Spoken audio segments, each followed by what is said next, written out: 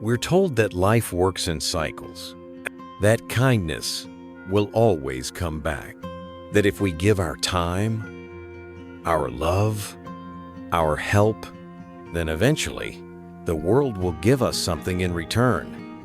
But what if it doesn't? What if the person you helped moved on without a word? What if the effort you gave was never even noticed? What if you've been giving and now you're just tired? This isn't about becoming selfish. It's about the quiet confusion that creeps in when generosity starts to feel like a losing game. And yet we hesitate to say it aloud, because isn't that what good people do? They give, expecting nothing in return? So why does it still hurt when nothing comes back? There's a reason this saying, "Give, and you shall receive," has lasted for generations. But today, we need to take a deeper look, not to reject it, but to understand why it once worked and why, for some, it doesn't anymore. By the end of this video, I'll share a truth that may be hard to hear, but it just might bring you some peace. Let's start with where it all began. The idea of giving in order to receive is not new, nor is it shallow. It's ancient, deeply spiritual. And for many generations, it wasn't just advice. It was a way of life. In the Bible, the Gospel of Luke says, "Give, and it will be given to you, pressed down, shaken together, running over." In Buddhist teachings, the law of karma speaks of similar truths. What you give, you eventually receive, not always in the same form, but through the balance of energy across time. For our parents, our grandparents, this wasn't philosophy. It was how they survived. They lived in tightly knit communities, small towns, family units, religious circles, where reputation and reciprocity were everything. You helped your neighbor build a fence today. Next week, he helped you harvest your crops. Your kindness came back not through fate or miracles, but through the very structure of society. It made sense. Helping others increased your chances of being helped. Trust was a currency, and generosity was an investment in people, in peace, in the future.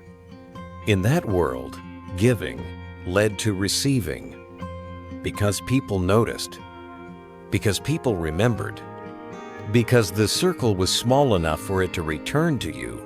So when older generations pass down the saying, "Give, and you shall receive," they do it with love, with hope, and with a memory of a world where that belief actually held them together. But what happens when the world no longer works that way? What happens when the community is no longer a few families on one street, but a city of 8 million, most of whom don't even know your name? What happens when the person you helped yesterday vanishes into a feed of 1,000 other faces? These questions don't make the original teaching wrong. They make it incomplete. The old wisdom carried truth in the context it was born. But as that context fades, so does our ability to feel the direct return of what we give. And that's where the pain starts to show up.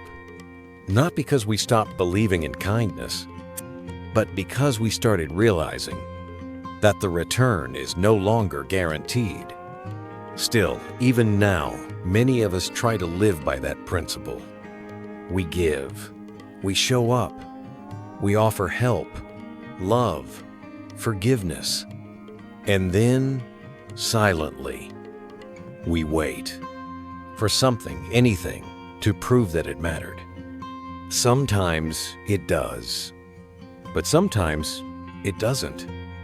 And this is where a new kind of exhaustion begins. Not physical, but emotional. A quiet ache that whispers, maybe I'm giving too much. Maybe this doesn't work anymore. It's not rebellion. It's not entitlement. It's the growing realization that we're playing a different game now. The rules have changed, but no one updated the advice. Still, people keep repeating the line, "Give, and you shall receive," as if the saying alone is enough to protect us from the sting of unmet expectations. But what if the saying was never meant to be transactional? What if it wasn't about receiving something back at all? What if its deeper wisdom was never taught clearly? Before we answer that, we need to pause and look at something else. Not the saying itself, but the reaction it creates in people today. Because more and more young people, maybe including you, are starting to say, "I gave everything I had, and I still ended up alone. I showed up for others, but no one was there for me. I followed the rule, but I got burned." And it's not bitterness. It's confusion, disappointment, grief. So let's go there. Let's look at what happens when you keep giving, and all you receive is silent. At first, you don't even notice it. You lend a hand. You show up for a friend. You forgive. You give people the benefit of the doubt. It feels good, like you're doing what a decent human being is supposed to do. You give, quietly, hoping that the universe is keeping track. But slowly, something starts to shift. You're always the one reaching out first. You're always the one staying up late to listen. You're always the one carrying the emotional weight. And then one day, you notice the silence. The unanswered texts, the forgotten gestures, the moments when you needed something and no one showed up. You tell yourself not to keep score. That's what we've been taught, right? Kindness is not a transaction. Giving is not a trade. But deep down, a quiet ache begins to grow. Because it's not about being repaid. It's about not being invisible. It's about wondering why your kindness echoes into emptiness. The truth is, many young people today are running on empty, not because they gave too little, but because they gave everything in the wrong places. They gave to people who only knew how to take. They gave to systems that expected labor but offered no care. They gave love to those who saw it as convenience, not commitment. And when nothing came back, they didn't get angry. They got tired. Not the kind of tired that sleep can fix, but the kind that comes from emotional depletion. This kind of exhaustion doesn't look dramatic. It looks like silence. It looks like pulling back from the people you used to help. It looks like questioning your own worth because the world didn't reflect it back to you. And yet, you hesitate to speak up because voicing that pain feels selfish. Because somewhere deep inside, you still believe, if I just keep giving, it'll come around. So you give more. You shrink yourself to fit into other people's needs. You stay quiet to avoid conflict. You apologize when you weren't even at fault. You keep pouring from a cup that no one seems to refill. And eventually you start to wonder, is it kindness or is it fear? Fear of being unwanted. Fear of being alone. Fear that if you stop giving, you'll stop being needed. That's the part no one warns you about. Sometimes we give not out of love, but out of a desperate hope that giving will make us lovable. And that's where the pain multiplies. Because when it doesn't work, when all that effort doesn't bring connection, or care, or recognition, we don't just feel tired. We feel ashamed, as if we did something wrong by trying so hard. But maybe the problem isn't with you. Maybe the problem is with the rule itself, or at least how we've misunderstood it. Give, and you shall receive. It sounds beautiful. and in many cases, it still holds a kind of truth. But it also hides a dangerous assumption that every act of kindness will lead to some kind of return. And when that return doesn't happen, we feel betrayed, not by others, but by the very belief we were told to live by. This is where many people start to harden. They stop offering help. They stop being open. They begin to associate generosity with regret, not because they were wrong to give, but because they never learned how to protect themselves while giving. And that's the real issue. We've been told what to do. Be kind, be generous, be good, but not how to do it in a world that doesn't always respond with grace. So maybe the question isn't whether giving is good. Maybe the real question is, what are you giving from? And what are you giving for? Because unless you know the reason behind your generosity, you'll always be chasing something that doesn't come back. And that quiet emptiness inside you, it might not be proof that giving doesn't work, but a signal that you've been giving from a place that was already running dry. There's a moment, often quiet, often lonely, when a person who's always been giving finally stops, not because they've run out of kindness, but because they've realized something deeper. Giving without clarity is not generosity. It's a slow kind of self-abandonment. We rarely talk about this because it's easier to praise kindness than to examine the cost of it. Easier to celebrate giving than to ask, where is it coming from? What's the real motive? Some people give because they want to see others happy, but many, far more than we admit, give because they're afraid. Afraid of being unchosen. Afraid that if they stop proving their worth, they'll be left behind. So the giving becomes constant, not joyful, not free, but anxious, strategic. And when it doesn't lead to connection or appreciation, the wound cuts even deeper. Here's the truth no one wants to hear. Not everyone will appreciate your kindness. Not everyone will give back. Not every act of generosity will lead to something beautiful. Some people will take what you offer and vanish. Some will expect you to keep giving without limit. And some will never even notice what it cost you.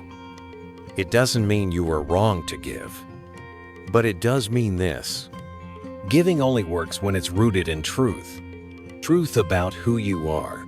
Truth about what you can offer without losing yourself.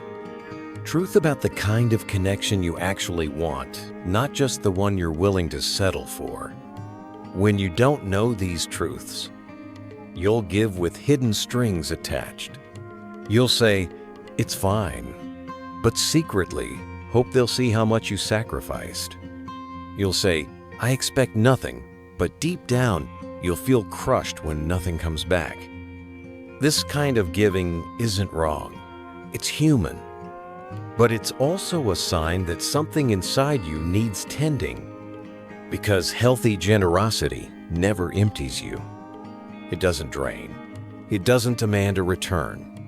It comes from a place of wholeness, not hunger. So what does that look like? It looks like giving without erasing yourself. It looks like choosing where your energy goes and who is truly worthy of it. It looks like offering support, but not at the cost of your peace.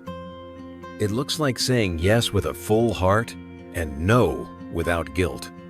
When you give from this place, you stop needing people to validate your worth. You stop keeping score. You stop waiting for the universe to deliver something back, because you've already received the most important thing, a sense of integrity, a deep knowing that you are aligned with your values, even if no one claps for it. And ironically, it's often from that place that the good things do begin to return, not because you demanded them, but because you no longer needed them to feel whole. That's the shift many young people are quietly making now. They're not rejecting kindness. They're reclaiming it. They're learning to give with awareness, to love without performing, to serve without self-erasure. But here's the catch. Not everyone understands this shift, especially those who grew up believing that giving was supposed to be unconditional, limitless, even holy. To them, drawing boundaries around generosity can feel like a betrayal of everything they were taught to believe. And so, when they see younger generations setting limits or questioning old teachings, they don't always see growth. They see disrespect. They see selfishness. They see the unraveling of a value they held sacred. To many older generations, the idea of giving was sacred. It wasn't just something you did, it was who you were. A kind person, a good neighbor, a selfless friend. And the thought of questioning that felt almost wrong. So when they see younger people drawing boundaries, choosing silence over sacrifice, saying no without long explanations, it can feel like a rejection, not just of a value, but of the very identity they built their lives around. To them, giving wasn't meant to feel fair. It was meant to feel right, even if no one noticed, even if it was never returned. They grew up in times when survival depended on interdependence, when giving wasn't optional, but expected. So now, when someone dares to ask, "What am I giving from? And why am I giving at all?" it can sound cold, self-focused, even disrespectful. But what they may not see is that this shift isn't about abandoning kindness. It's about preserving it. Because kindness that is blind, endless, and unprotected eventually turns into resentment. And when that happens, we don't become more generous. We retreat, we shut down, we give up on connection altogether. The truth is, both generations want the same thing. A world where people care, where kindness matters. But the path to that world looks different now. And maybe, just maybe, this difference isn't a threat. It's a chance to evolve, to move from obligation to intention, from depletion to discernment, from silent giving to honest, conscious choice. And that's where we arrive, at a truth neither old nor new, but timeless in its simplicity. Give, and you shall receive. It's still a beautiful idea. But beauty doesn't make something universally true. At least, not in the way we were told. Because not all giving is created equal. And not all receiving happens the way we expect. Sometimes, the world responds. Sometimes, it stays silent. But either way, you deserve to feel whole. So if you've been giving endlessly, quietly hoping something would come back, and all you've met is emptiness, you're not ungrateful, you're not broken, you're just waking up to a truth that many before you had no choice but to ignore. That kindness means nothing if it costs you everything. True generosity starts when you no longer give to be chosen, but give because you have already chosen yourself. That's not selfish. That's sustainable. And maybe, just maybe, that's how kindness survives. In a world that often forgets how to return it. If this video made you pause or helped you put something into words you've always felt, you're not alone. Feel free to share your story in the comments. We read them, and we're listening. And if you'd like to keep exploring the deeper truths behind the phrases we grew up with, you can subscribe. No pressure, just come along when you're ready. Thank you for being here. Until next time.